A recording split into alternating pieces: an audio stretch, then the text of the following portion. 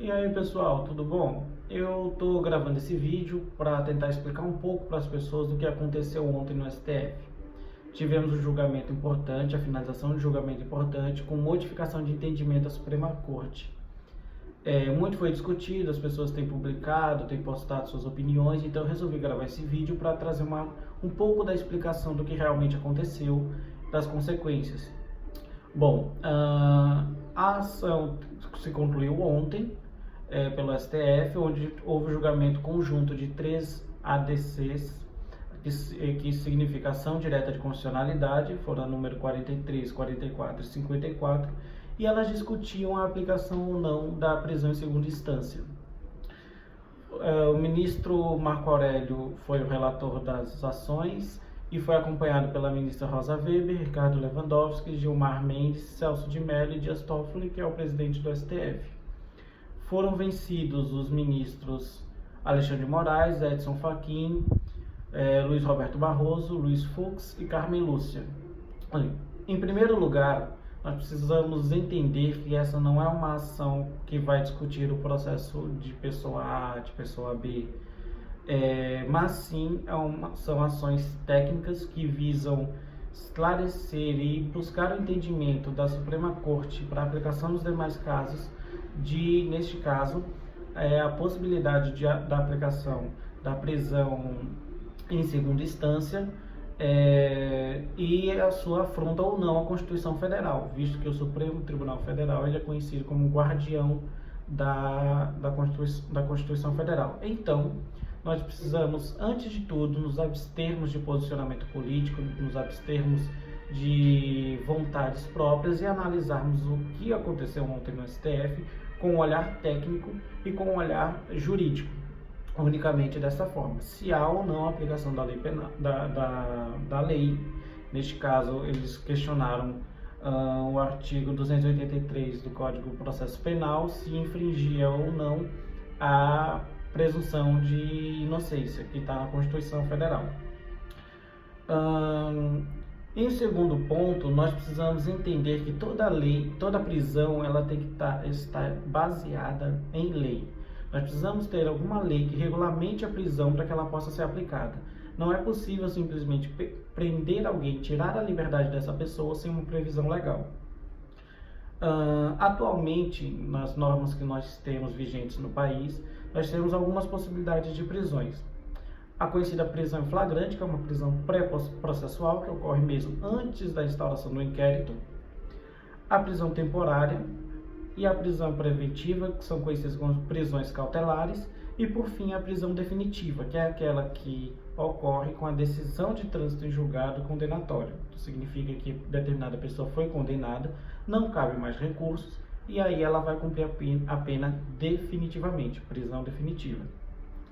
Bom, como nós podemos perceber, inicialmente não há qualquer diploma legal que fale sobre a possibilidade da prisão em segunda instância, visto que as possibilidades, como eu disse anteriormente, são essas. Aos que defendiam que a aplicação da prisão em segunda instância se justificaria pela morosidade do sistema judiciário, dizendo que isso culminaria inclusive na prescrição da execução penal, com a apresentação inclusive de dados estatísticos demonstrando que o processo demora para chegar na sua conclusão e que quando isso vem a acontecer culmina na prescrição e, portanto, a pessoa fica impune à prática delituosa. Perceba que essa linha argumentativa, por mais chamativa que ela seja possível, por mais moral que ela tenha, ela não possui embasamento legal. Como eu disse anteriormente, a prisão ela precisa ter um embasamento legal. Dados estatísticos e a argumentação de que o sistema ele é demorado não estão dentre os argumentos possíveis para a prisão. Dessa forma, a gente pode perceber que esses argumentos, eles são válidos, mas eles não são legais e apresentáveis para uma prisão, uma execução provisória da pena.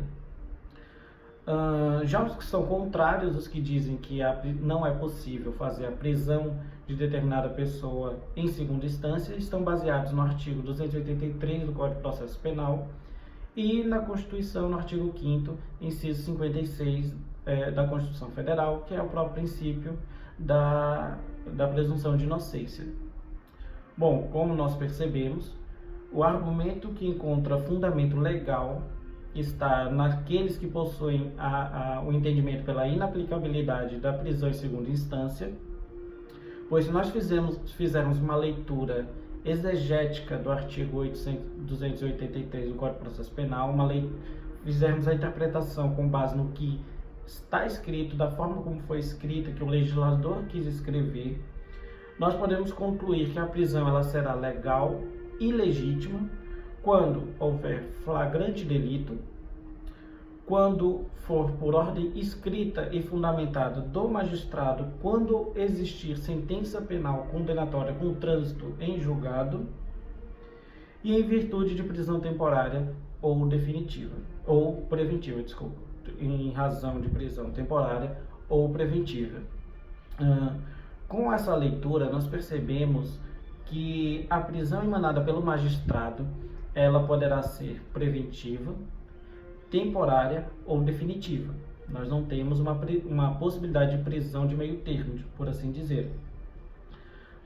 Uma vez que trânsito em julgado é o termo utilizado no meio jurídico para dizer que não cabe mais qualquer recurso das decisões que foram proferidas, tendo sido emanada a decisão pela última instância, pelo último órgão julgador, neste caso o STF. Então, uma decisão ela só vai transitar em julgado após a decisão final do STF, neste caso, e então podendo aplicar os seus efeitos, entre elas a prisão.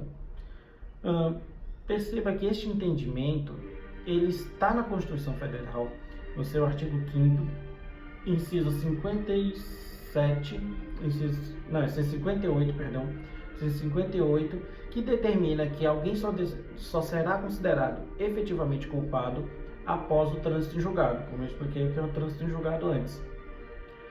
Então, o Código de Processo Penal e a Constituição Federal, elas militam no mesmo sentido, elas vão no mesmo sentido de entender pela impossibilidade da prisão em segunda instância. Mais uma vez, eu volto e peço que quem esteja ouvindo e assistindo, lembre-se que nós aqui não estamos defendendo pessoa A, pessoa B, político, criminoso, por assim dizer, entre aspas, porque a pessoa só é considerada culpada realmente depois do trânsito em julgado, mas nós precisamos entender como é que a lei determina e o judiciário deverá aplicar essa lei. Porque se nós não fizermos isso, o judiciário puder aplicar as leis ao seu bel prazer, da forma como bem entender, inclusive não aplicando o que diz o texto legal, nós correremos um grande risco e um impasse muito grande com relação a decisões futuras. Nós não teremos uma segurança jurídica para podermos ver que o judiciário está aplicando a lei. Isso é muito preocupante. Por fim, então, como eu disse, esse vídeo seria curto, eu só queria trazer algumas breves explicações sobre o que aconteceu ontem. Claro que assuntos nós teríamos para vídeos e mais vídeos, dividido por temas. Os votos foram bem longos, então cabem análises muito interessantes. Nós concluímos aqui, e foi concluído ontem pelos ministros, que a prisão em segunda instância ela é possível, ela não foi descartada totalmente, mas é necessário que estejam presentes alguns dos requisitos do artigo 312 do Código de Processo Penal, que trata da prisão preventiva, sendo então a exceção a prisão em segunda instância e a regra que a pessoa possa recorrer em liberdade. Agora, com a decisão de ontem, cada caso será analisado, os advogados, os defensores públicos entrarão com seus pedidos aos magistrados, que irão verificar caso a caso se a pessoa responderá em liberdade ou se a pessoa não responderá em liberdade, mantendo-se presa. O vídeo é esse. Qualquer dúvida pode me escrever, nós vamos debater, inclusive das dúvidas que vierem nós podemos gravar outros vídeos, e eu agradeço que tenha ouvido-me e estou aberto para discussões, posicionamentos, se você concorda, se discorda, se acha que foi acertado o posicionamento dos ministros ontem, se não foi. Lembrando mais uma vez que nós tratamos de uma natureza técnica e não de uma natureza de vontade emocional e posicionamento sem embasamento legal, tá certo? Muito obrigado, até a próxima.